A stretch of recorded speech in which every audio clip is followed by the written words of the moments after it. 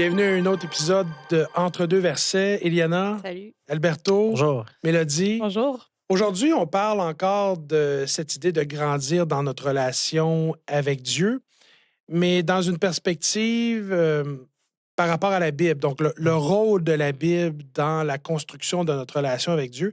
Puis, évidemment, comme le titre de notre balado le dit, Entre deux versets, ça va de soi. J'aimerais vous proposer qu'on aille directement dans le texte Nouveau Testament, Oui. Épître de Paul, alors qu'il écrit à Timothée. Évidemment, là, vous n'êtes pas sans savoir que Paul a été un peu là, un mentor pour Timothée dans son développement spirituel. On est dans 2 Timothée, donc cette deuxième lettre de Paul à Timothée, au chapitre 3. Puis, Alberto, j'aimerais te solliciter pour une lecture. C'est assez costaud, du verset 10 allant jusqu'au verset 17. Puis ensuite, je vous propose qu'on déballe ça ensemble. Chapitre 3. Oui. Je lis. Pour toi, tu as suivi de près mon enseignement, ma conduite, mes résolutions, ma foi, ma patience, mon amour, ma persévérance, mes persécutions, mes souffrances. À quelle souffrance ne t'ai-je pas exposé à Antioche, à Iconium, à Lystrée? Et quelle persécution ne n'ai-je pas supportée? Et le Seigneur m'a délivré de toutes. Tous ceux d'ailleurs qui veulent vivre pieusement en Christ Jésus seront persécutés. Mais les hommes méchants et imposteurs avanceront toujours plus dans le mal, égarant les autres et égarés eux-mêmes. Toi, reste attaché à ce que tu as appris et qui est l'objet de ta foi. Tu sais de qui tu l'as appris. Depuis ton enfance, tu connais les Écritures sacrées. Ils peuvent te donner la sagesse en vue du salut par la foi en Christ Jésus. Toute Écriture est inspirée par Dieu et utile pour enseigner, pour convaincre, pour redresser, pour éduquer dans la justice, afin que l'homme de Dieu soit adapté et préparé à toute œuvre bonne. Un autre passage qui est quand même assez costaud. J'ai l'impression qu'à toutes les fois qu'on ouvre la Bible à entre deux versets, on est face à des lectures qui sont par moments un petit peu confrontantes. Oui. Évidemment, j'ose pas me comparer à Paul parce que je pense pas que j'ai vécu là, 1/100 de la persécution auquel il a été confronté. Je vous fais juste une synthèse rapidement. On comprend que Paul est en train d'expliquer à Timothée, tu m'as vu aller, tu sais que je t'ai engagé envers Dieu, puis ça m'a amené des souffrances, mais malgré tout, Dieu a toujours été avec moi là-dedans. Puis je t'ai donné un exemple à suivre. Puis en plus de ça, ben oublie pas la place des Écritures dans l'enseignement de Christ, dans l'enseignement du christianisme. Attache-toi à ça parce qu'il y a quelque chose d'important dans les Écritures qu'on ne doit pas négliger. Et donc, la première question, j'aimerais vous savoir, de votre point de vue, pourquoi est-ce que la Bible, en tant que document historique qu'on a devant nous aujourd'hui, c'est si important à la lumière de ce que Paul nous partage? Tout simplement parce qu'il dit toute Écriture est inspirée de Dieu. C'est intéressant parce que tu parles d'un livre, la Bible, oui, un livre comme étant un document historique. Et lorsqu'on prend la Bible purement comme un autre livre de l'Antiquité, on peut voir c'est un livre dans lequel on peut vraiment faire confiance. Dans lequel on a tellement, juste le Nouveau Testament, au-delà de 5000 manuscrits, donc différentes copies, des morceaux et des portions complètes ou des petites portions des Écritures éparpillées ici et là, nous permettent de voir que la Bible est vraiment fiable par rapport à ce qu'elle dit. Mais je pense que la Bible est différente des autres écrits de l'Antiquité parce que elle affirme qu'elle est une inspiration de la part de Dieu. Donc, ce que l'on a ici, oui, des êtres humains ont écrit euh, la version finale, si on peut le dire, mais Dieu réclame cette version finale comme étant sa parole, comme étant l'auteur de la Bible. Et c'est pour ça que l'on accorde euh, une grande importance à ce livre parce qu'elle a une autorité divine, pour Oui, le dire ainsi. venant de la part de Dieu. Et Paul écrit à Timothée, en fait, lui dit, c'est important les Écritures parce que ça t'enseigne, ça te montre, ça te dit comment avoir accès à la vie éternelle, Ouais. comment exercer ta foi, donc ta croyance et ta confiance en Dieu pour justement parvenir à cette connexion avec Dieu qui est la base de tout dans une relation avec Christ. Eliana, quand que tu manipules le texte de la Bible, puis évidemment, j'ai fait allusion que c'est un texte historique, mais on comprend que c'est pas juste un texte historique. Merci Alberto pour les précisions. On considère en tant que chrétien que la Bible, c'est la parole Ouais. inspirée de Dieu dans lequel on retrouve l'histoire. Mais quand tu manipules le texte, pourquoi est-ce que c'est si important dans ta vie quotidienne, la Bible ou la parole de Dieu ou les Saintes Écritures? Ben, parce que, premièrement, c'est comme un guide de foi, mais aussi une inspiration dans le sens qu'on peut, oui, elle est non seulement inspirée par Dieu, mais elle nous inspire, nous, par la suite. Donc, il y a tellement de situations dans ma vie par lesquelles je suis passée, où je suis allée à la Bible voir, OK, qui dans la Bible, quel autre personnage est passé par là? Comment est-ce qu'eux, ils ont abordé cette chose? Quelle leçon est-ce que je peux en tirer? Puis souvent aussi, on voit que ces personnes-là, on peut on peut, on peut trouver des choses en commun avec eux. On peut voir qu'elle se sentait comme moi. Elle avait telle expérience qui est similaire à la mienne et après ça, on peut voir même les promesses de Dieu.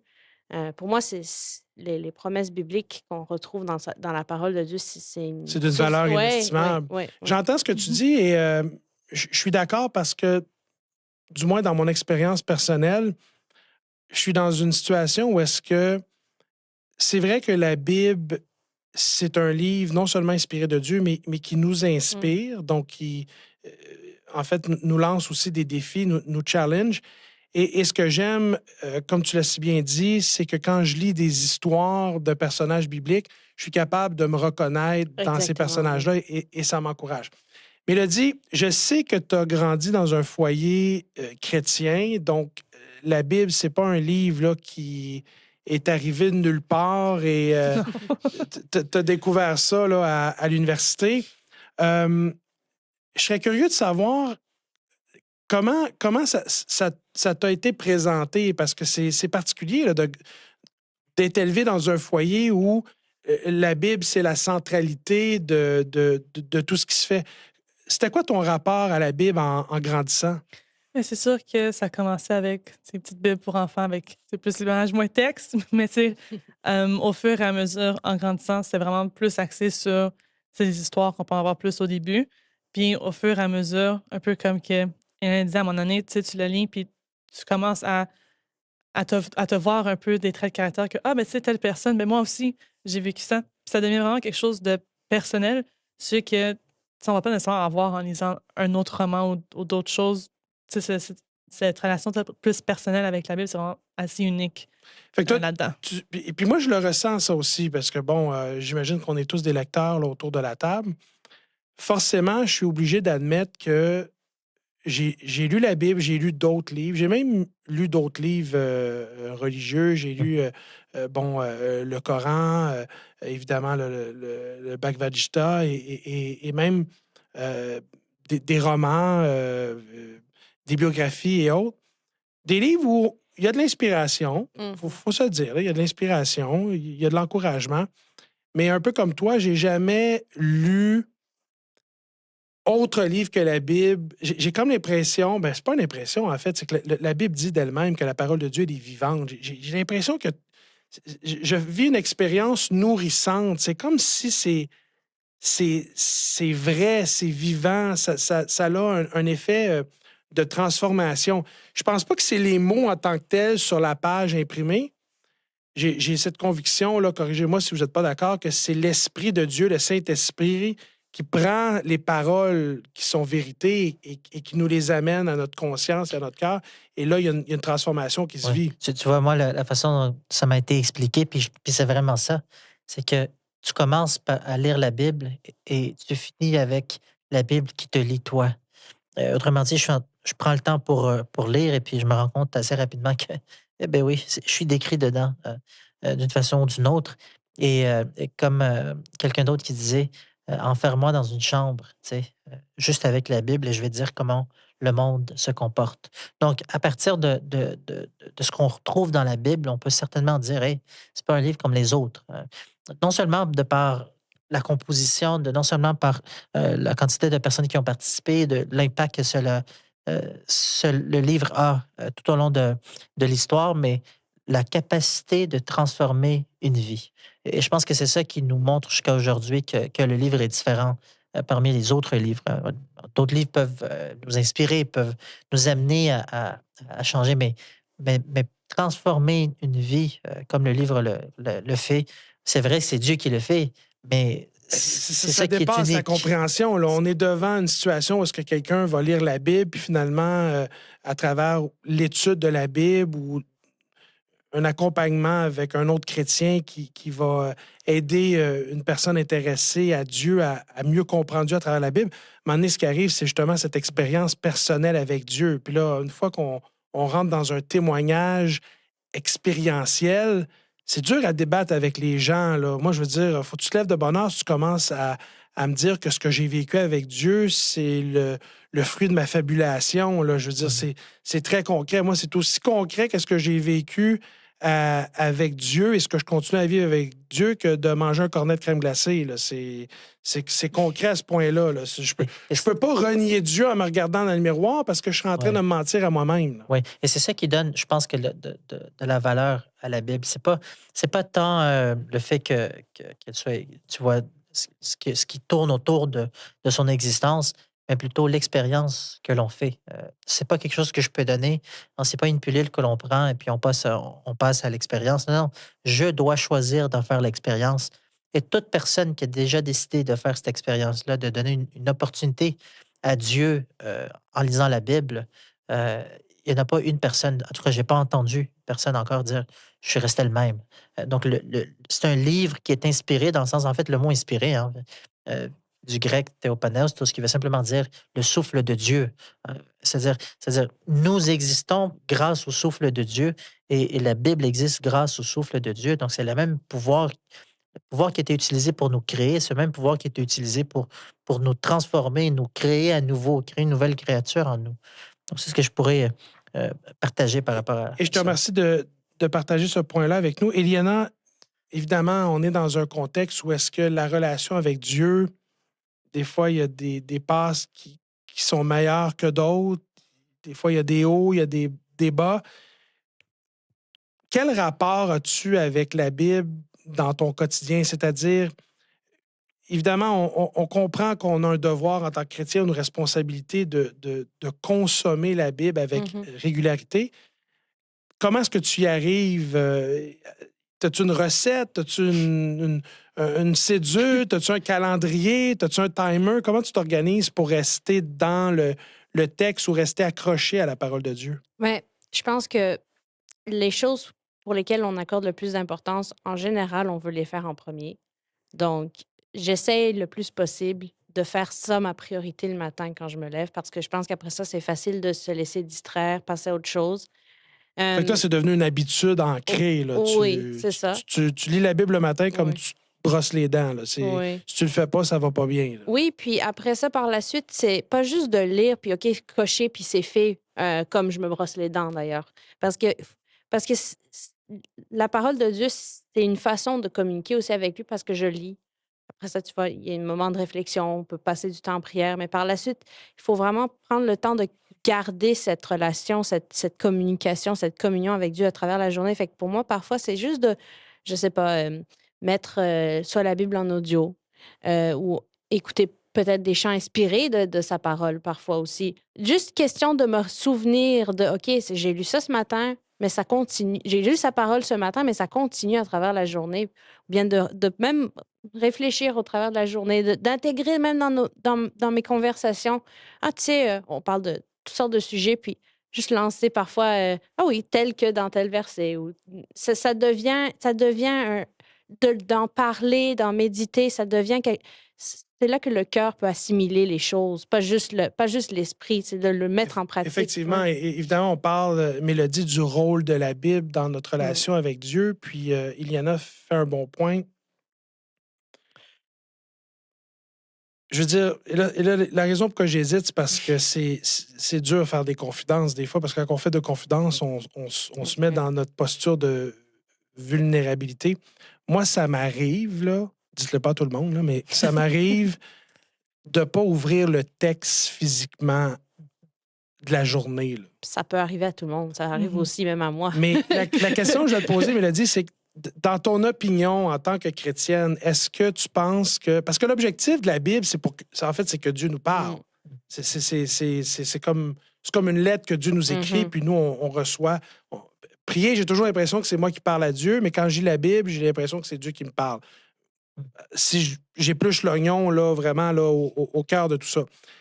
Est-ce dans cette perspective que Dieu te parle, est-ce que toi, tu as l'impression dans ton christianisme que Dieu te parle autrement qu'à travers la Bible? Y a-tu d'autres manières où tu as le sentiment que Dieu communique avec toi? Je dirais beaucoup par, tu sais, les amis, la famille. C'est parce que des fois, le monde vont venir, vont me dire: «Ah, mais là, dis, j'ai lu tel verset» ou «Ah, j'ai pensé à toi», puis tu sais, vont venir avec des conseils qui, tu sais, j'aurais pas nécessairement parlé de soit des situations qui se passent, puis que ça marche vraiment avec qu'est-ce que je vis en ce moment, puis c'est vraiment qu'est-ce que j'ai besoin d'entendre, puis tu sais, pour moi, ça, c'est vraiment Dieu qui parle à travers eux. Puis tu sens-tu que ces personnes-là, quand ils t'abordent, parce qu'évidemment, là, il y en a qui sont pas inspirés, mais pas pantoute. Ouais. Là, moi, j'ai déjà eu des conseils que je me suis dit, oh, pas là, si je fais ça, là, ça ira pas bien. Mais j'ai déjà côtoyé des gens, puis encore aujourd'hui, qui ont un contact conscient avec Dieu. Et quand ils m'ont parlé, j'ai vraiment senti que Dieu parlait à travers eux, là, que c'est comme si Dieu avait choisi... Puis les autres, ils ne savent pas, là. Comme si Dieu avait choisi de me communiquer un message à travers eux. C'est une expérience que toi, tu as vécue également dans ton cheminement en tant que chrétienne? Oui, puis tu sais, ça venait souvent de personnes, tu sais, plus âgées que moi, que tu sais, qui ont mais beaucoup de personnes justement qui sont très intentionnelles dans leur relation avec Dieu, que, tu sais, que je sais que sont constants, passent beaucoup de temps parce que, c'est moi aussi, j'ai eu des conseils de personnes que, tu sais, ouvrent peut-être leur Bible une fois comme par mois, puis c'est comme: «Eh ouais, non, c'est peut-être pas tant C'est pas ça que j'ai inspiré, besoin comme, d'entendre. Là. non, pas vraiment». Mais quand ça vient de quelqu'un que tu sais que, tu sais, marche avec Dieu, puis tu sais, c'est pas obligé d'être une marche parfaite parce que personne est parfait, mais tu sais, quand on voit que, tu sais, c'est constant, que la personne est vraiment comme sincère dans sa marche, là, je peux plus le prendre que c'est probablement Dieu qui parle à travers toi, même si toi, tu n'es pas au courant, probablement que c'est Dieu qui parle à travers. Là. On va plonger un petit peu plus profond dans le sujet. Puis j'ai beaucoup aimé ce que tu as dit, Eliana, parce que moi aussi, je suis d'avis que des fois, la Bible, on a le texte, il ne faut pas le négliger, absolument pas. Mais même des fois, je suis dans l'auto, puis je vais écouter de la musique chrétienne. Et les paroles, par moment, dans les chants que j'écoute, c'est des passages bibliques. Bon, des fois, c'est un résumé d'un passage biblique, mais je sens que ça communique l'intention de Dieu à mon égard. Puis j'ai encore le sentiment qu'on est dans une dynamique que c'est la parole de Dieu vivante qui agit sur mon cœur. Je ne sais pas si vous êtes d'accord avec moi, que ce soit à l'Église quand c'est un prédicateur qui enseigne, que ce soit un membre de la famille qui a une belle expérience avec Dieu, qui partage un conseil. Moi, je n'ai pas le goût qu'on résume uniquement cette idée que Dieu parle seulement par la Bible. Je ne sais pas si vous partagez ça avec moi. Je pense que dire que Dieu nous parle uniquement à travers la Bible, c'est de limiter Dieu. Même dans Hébreux, chapitre 1er, il va nous dire Dieu nous a parlé à travers différentes personnes, beaucoup de fois. C'est ce qu'Hébreux va nous dire de plusieurs manières, plusieurs fois. Donc, Dieu est quelqu'un qui cherche à avoir une communion avec nous, une relation avec nous. Et donc, il va chercher tous les moyens possibles pour nous parler. Donc, c'est sûr que c'est là qu'il faut, je pense, mettre un accent par rapport à, OK, quelle est la différence entre, mettons, avoir un rêve qui vient de la part de Dieu, une personne qui me parle, qui a été envoyée par Dieu, une pensée qui peut apparaître et que ça vient de Dieu, versus la Bible. Moi, je pense que tout ça doit être filtré, nos rêves, le conseil d'une personne doit être filtré par la parole de Dieu. Mais je suis d'accord avec toi, sauf que j'aimerais ajouter que même moi, quand je lis certains passages de la Bible, puis là, j'ai comme l'impression que Dieu essaye de me passer un message. Souvent, je vais passer du lecture du texte à OK, qu'est-ce que tu essaies de me dire? Là? Je veux juste être sûr que je ne passe pas à côté. Es-tu en train d'essayer de me passer un message? Puis, pas que je ne crois pas à ce qui est écrit, c'est que je prends ce que j'ai l'impression que Dieu me dit dans la Bible, puis ensuite, j'en fais un sujet de conversation avec lui par la prière pour recevoir peut-être une validation. Je ne sais pas si c'est quelque chose que vous aussi vous faites dans votre démarche avec Dieu pour... Parce que des fois, il y a des choses là, que c'est... on n'est pas prêt à faire, on n'est pas prêt à Ben, entendre, ou ça nous surprend. Là. C'est ça, tu sais, quelques années en arrière, j'étais surpris d'apprendre que tu avais ceux qui ont des doctorats en théologie, qu'on les appelle. Euh, Souvent, ils vont étudier un seul livre ou un seul passage, puis ils vont passer des heures et des heures et des heures. Ils vont écrire au-delà de 200 pages juste sur un verset ou un petit passage.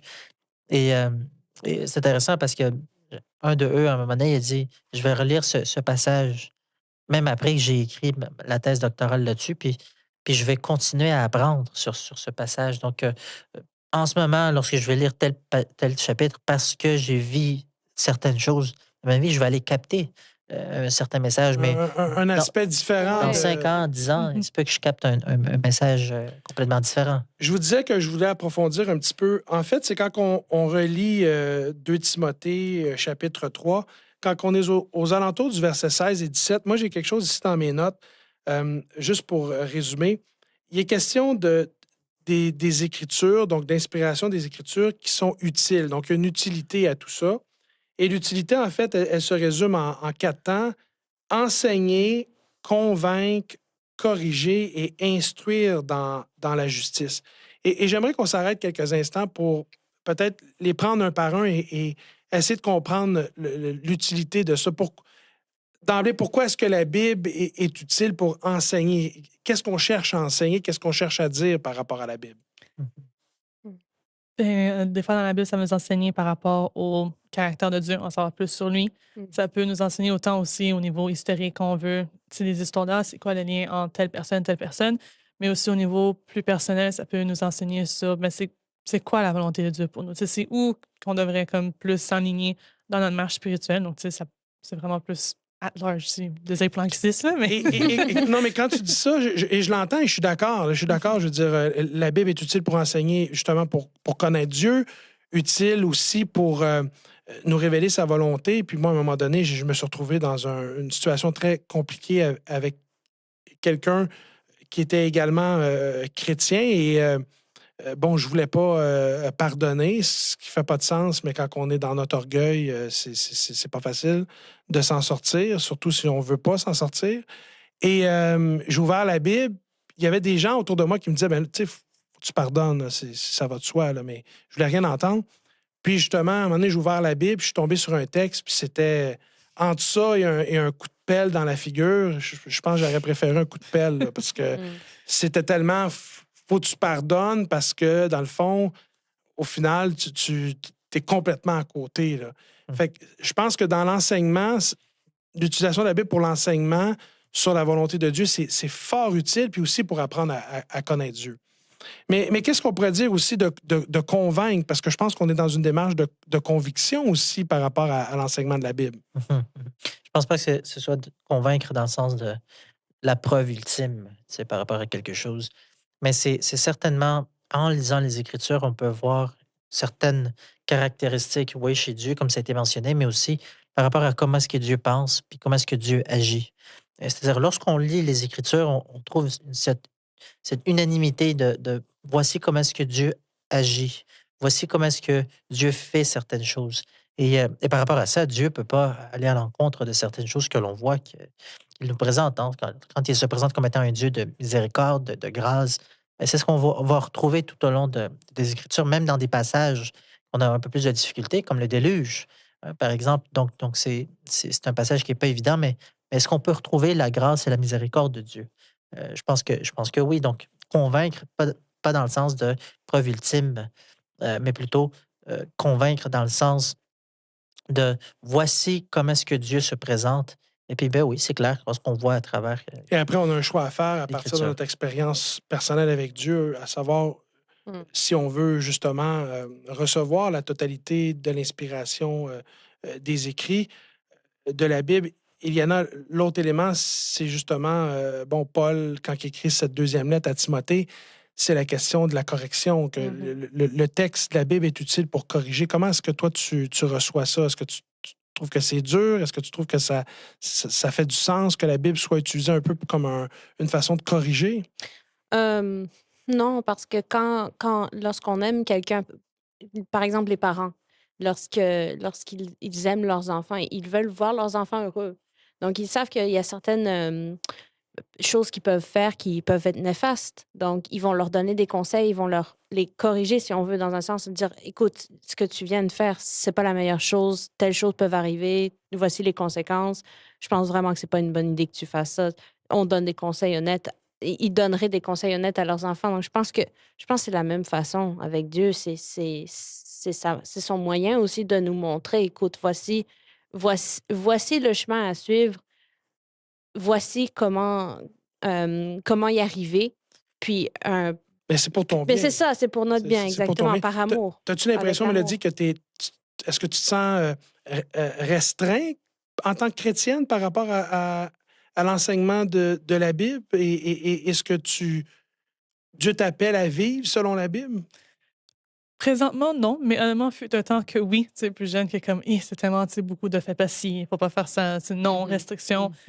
Mais ça, c'est beaucoup, tu sais, disons, avec la perspective que j'avais à ce moment-là. Mais maintenant, tu sais, à regarder, c'est non, tu sais, après avoir vu par la suite, tu sais, il y a quand même quelque chose de bien qui vient avec ce que le monde peut voir. Ah, mais c'est des restrictions, c'est comme oui, mais tu sais, il y a quand même quelque chose de positif. Il y a une raison derrière ça. Des fois, c'est pour nous protéger, nous prévenir qu'on travaille dans des situations qui sont plus ou moins agréables.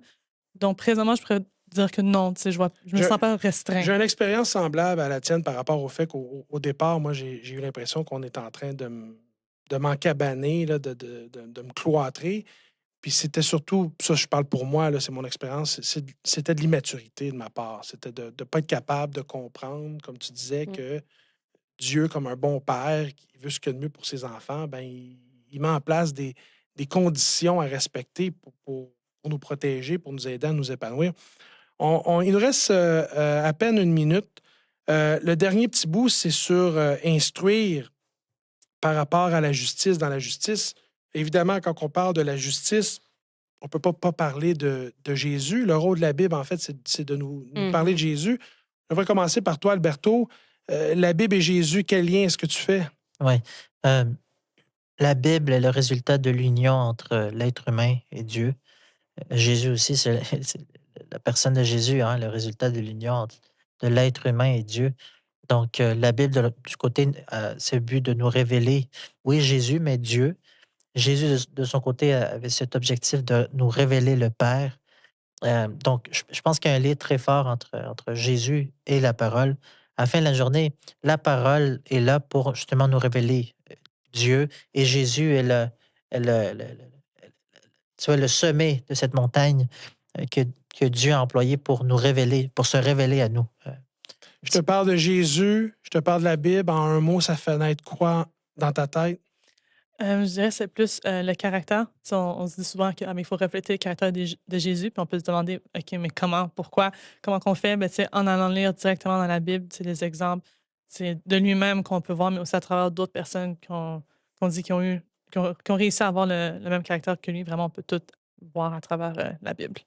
Iliana, je vais être obligé de te couper la parole parce qu'on n'a plus de temps. Pas de Je suis problème. désolé. Merci d'avoir été avec nous aujourd'hui pour Entre deux versets et on encourage ceux et celles qui nous écoutent à prendre la Bible et à découvrir ce Jésus afin de construire leur relation avec lui. Merci d'avoir été avec nous aujourd'hui. Avec plaisir. Merci.